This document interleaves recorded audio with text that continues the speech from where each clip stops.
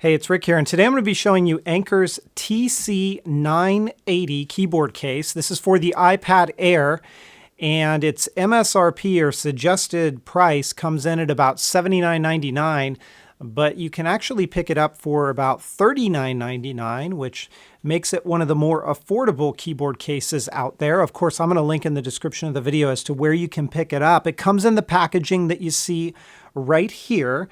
And that's kind of their standard trademark Anker packaging. Inside of that, you're going to get a charging cable. So when you run out of power on the keyboard, you've got the ability to charge it up, and I'll show you where that plugs into in just a minute. You're also going to get your welcome guide that talks about how to pair it and some of the functions, and then kind of a survey card of sorts. Let me set that aside. Here's the keyboard case right here, and as you can see right now, there's nothing inside of it. It's interesting that the keyboard is non-removable, but it's also lined with this very soft fabric type of material.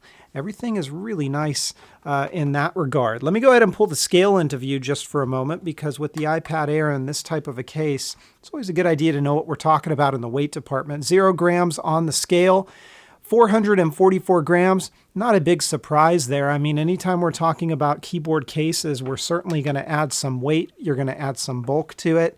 And I think that that's the trade-off that you get when you're dealing with the case like this. Now, the way that this works is you're just going to lay this into place like you see me doing here. It's a very easy fit, and you really don't have much of a problem fitting this into place at all. And then this unsnaps here.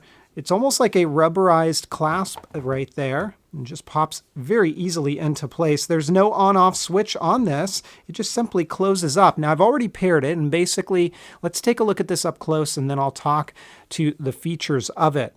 It is a leather-like material. It's going to show a little bit of fingerprinting that wipes off relatively easily. It's a very smooth sort of surface, but gives enough grip to it. There is your spine right along there. And here is the back side with your cutout for your camera as well as your mic. As you take a look this way, you can see where we're going to charge this keyboard case up.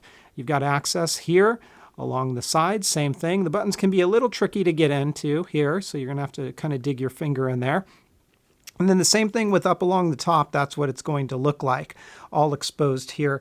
And your button, same thing, easy enough to get to, but you do have to dig your finger in there just a little bit. I would have liked to have seen some form of a strap on this to keep this closed, because it can open pretty easy. It does use the sleep awake feature, but when it does open up like that, in a bag, you're going to be draining your battery. So basically the way that this works, and I've already paired it, is you open it up like this, you undo this portion right here, and then you're going to set it up right in there. Notice how those lights just came on for me. Well, I've already paired it, but basically if you're pairing it for the first time, you're going to hit the function key and the Bluetooth key at the same time while going into your Bluetooth settings here, and that'll give you the capability to pair this keyboard. Otherwise, it pairs relatively quickly here. Now, one thing that I will say, most of the keyboard cases that I've tried in the past have their own dedicated home button, or it's very easy to get to those. Now, notice when I'm pressing this, nothing is happening. That's because I need to hold down the function key and then press that home button. So